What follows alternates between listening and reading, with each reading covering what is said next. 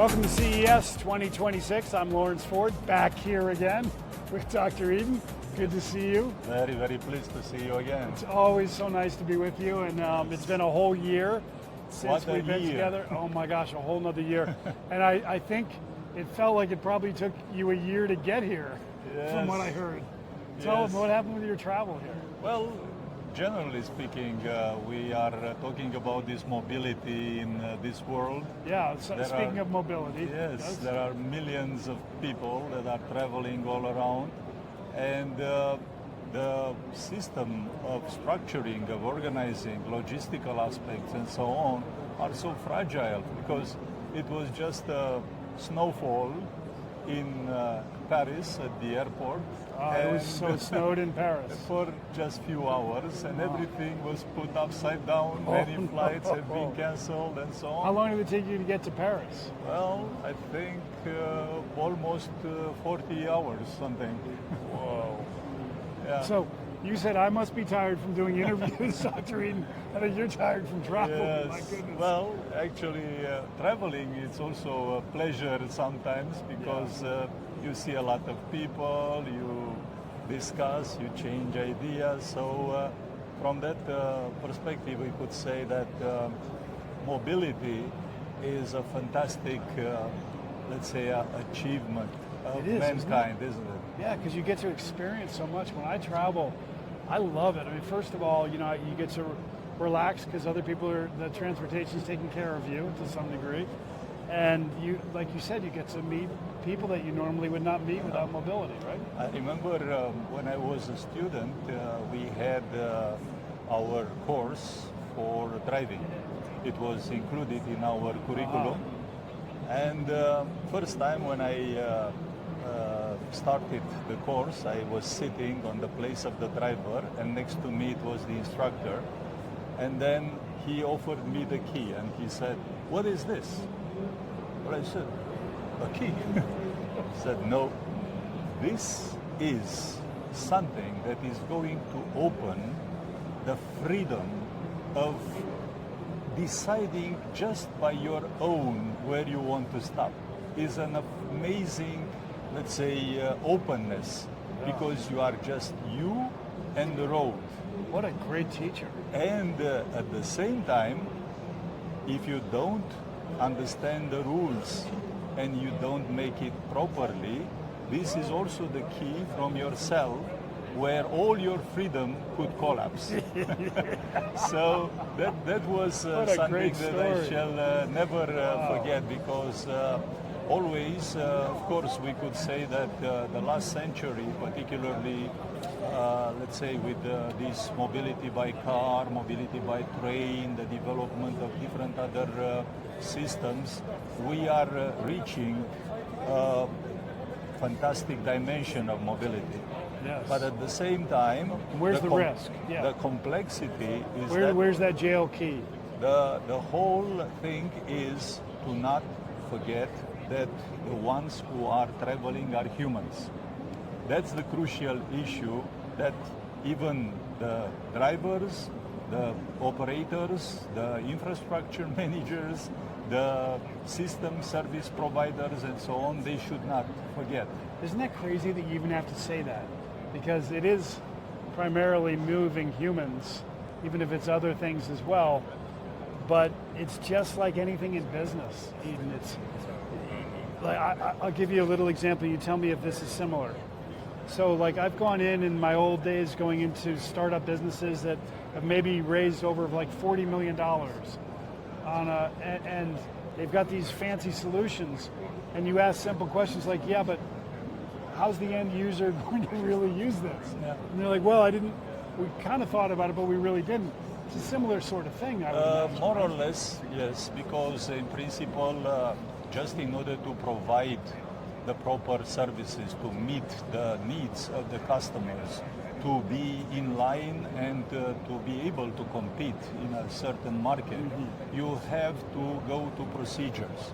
And the more procedures you are developing, you think that you are securing your business.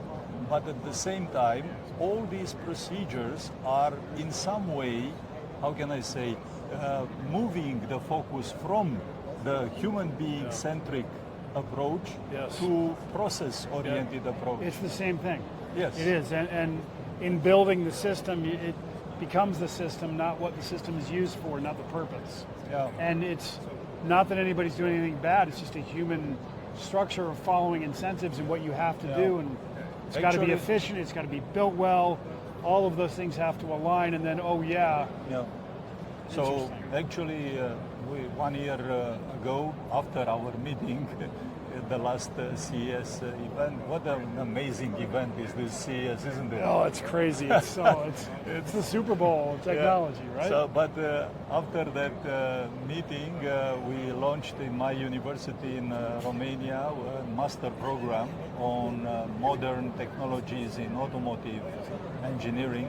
That's since we saw each other last. Yeah, and Oh my goodness, say that one more time. I don't want that to get missed. Say it yes, again. yes. So together with my colleagues at the university, we launched this new master degree program in modern technologies in automotive engineering.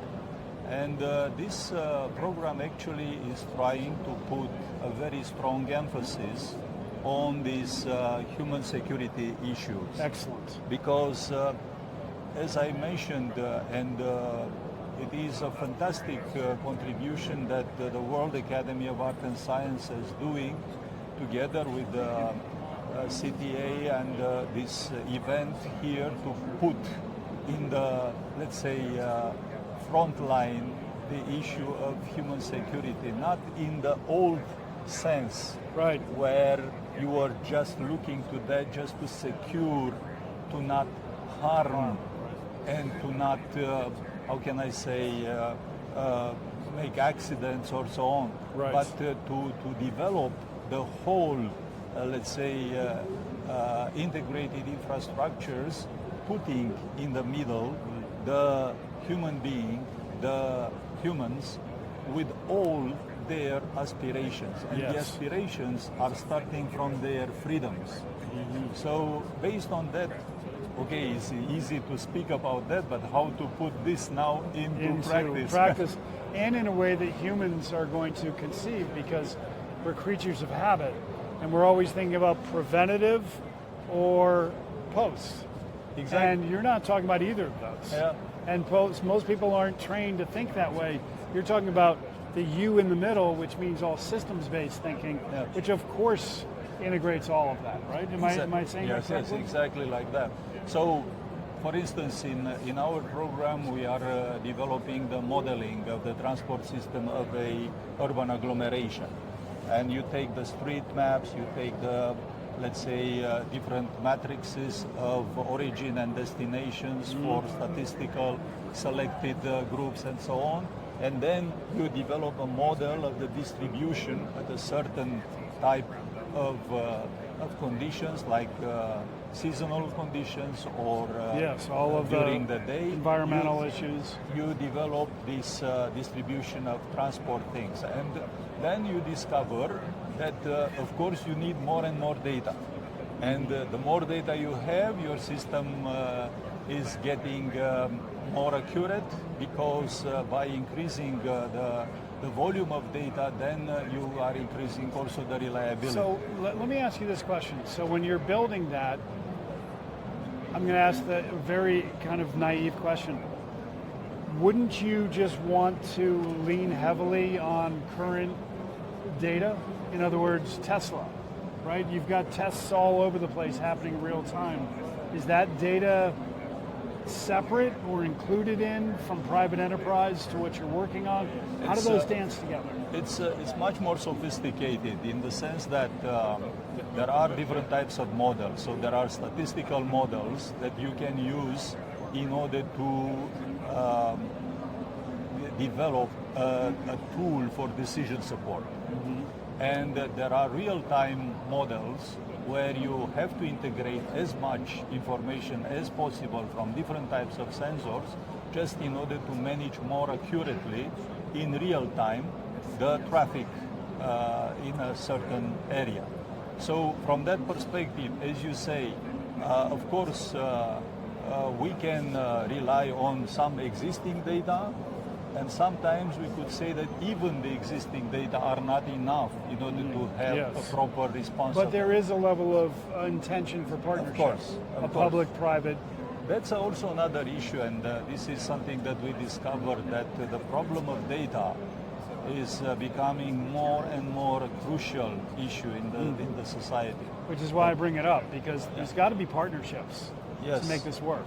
And it's it's about And data is valuable, and we got to follow incentives. it's about right? value of data, but at the same time it's about security of data, because you have video records of all traffic, and it's not only the record of the car itself, but you can have on the images, on the records, Yes, you can have yes. also the people from the car and things like that.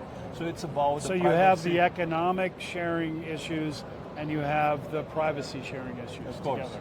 So this Yeah. is a very important issue, and this issue of managing data, of structuring large data, let's say volumes, in addressing them, and to then develop some sort of tools for filtering, and of course further on to use different large language models and other types of approaches to further use this. So this is one part of the story. But then another aspect that we try to push forward is about the infrastructure, because infrastructure. Okay, so then it gets down to another system, which is forget about the environmental issues or the mapping and the grids and the efficiencies. Now we're getting to what is it operating on? And this is the most difficult part, because you are inheriting streets. For instance, the history of my town, Constanța municipality, started more than 2,000 years ago. And there are streets that have been drawn, and over the centuries, those paths have been kept in some way. And every day now you discover that you have to make also a balance between what you are going to further keep and what you are going to radically change in order to be compatible with the future development and so on.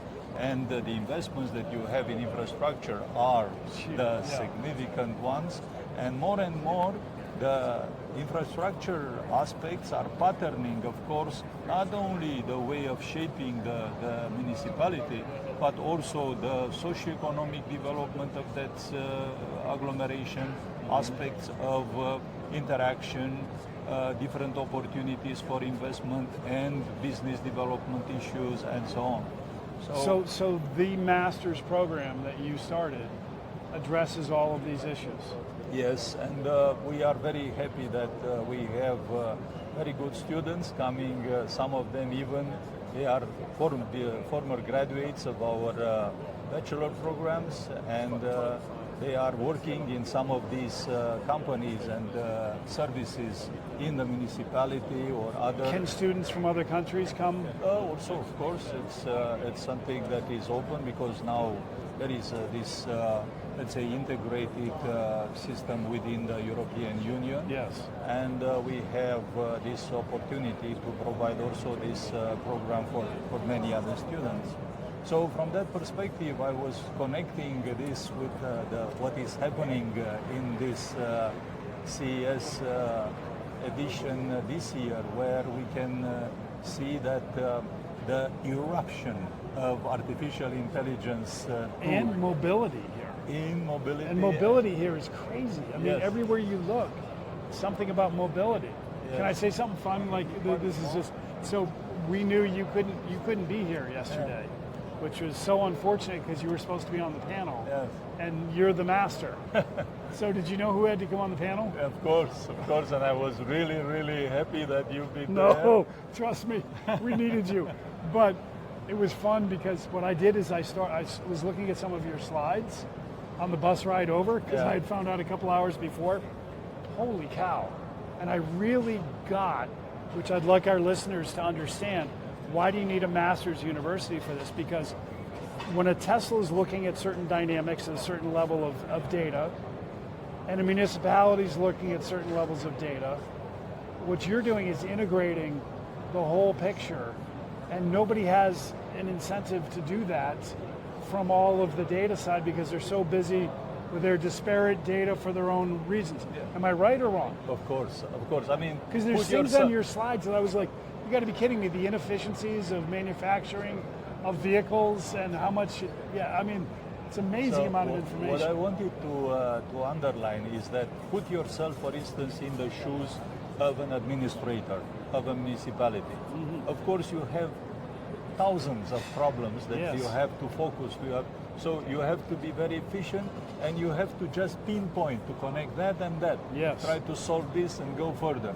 It's very difficult to see today at the level of municipalities to have visionary mayors that are I thinking would imagine, for, 'cause for the future. that's not how they got decade. there, Yes, typically. so it's quite difficult to have something like that. On the other side, if you put yourself in the shoes of the operators of public transport companies, they have another huge, let's say, chunk of problems where they have to manage the public funds that are allocated for this service in order to make them efficient and for the use of the citizens and so on. So it's quite difficult for each of them to integrate this.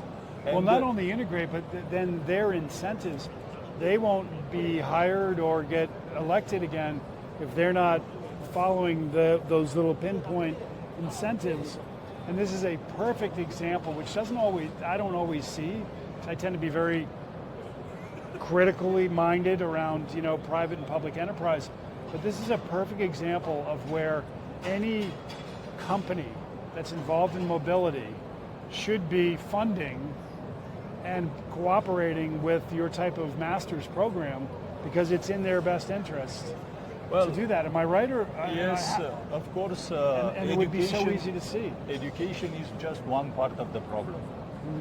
The good thing is that at the level of master programs, we are also involving the students in research. Yes. And they are involved in particular projects. For instance, as I mentioned about this master plan for the transport of the city, of the municipality has been developed with the students. We developed also the observations and the measurements for the air quality and developed the entire model of air circulation and the way in which, let's say, the pollutants are flowing through the city and so on. So in all this process involving the students, you have them more and more, let's say, motivated to learn. Do they also work with private enterprise? Of course. So Yes. in that respect, what I wanted to say is that the most important issue that we have to focus on is to put them in the right pace and In the right what? in the right pace, in the right way, to be connected with the achievements and developments in the society. As we can see today, it is the jump in technology, what is happening in let's say electronic systems, in information and digital solutions, it's amazing. Oh my gosh. And there is this, how can I say, danger to have a new digital divide, a new type of technological divide. And here we have to move forward on that. I know we're getting tight on time because we just got our signals behind the camera, but tell me what would be that digital gap? What do you give me an example? Give our listeners an example. Well, so I think it's a really important point. It's an important point. You know that there are countries that have invested huge amount of funds in order to develop models for artificial intelligence and for related technologies like deep learning, like machine learning and other connected technologies, but also aspects related to data centers, to storage of data and energy power for powering these kind of facilities. These are moving very fast. And the other countries are lagging behind, and there is this tendency that the front runners are going to establish the path in some way. Right. So in that respect, it is a very important issue, and also I think that the Academy can do a very important... I was going to say, I think the Academy, we are both fellows of the World Academy of Art and Science, and that's a really great place to be able to step Yes. in between to, a little bit, to right? try to keep this forward. Wow. So once again, thank you very much for this opportunity. And Always great. And you want to talk about nerves, stepping in for this guy in mobility yesterday. I did my best, but it's really nice to have you, and it's so good to see you, and I'm looking forward to being with you tonight too. Thank you very much.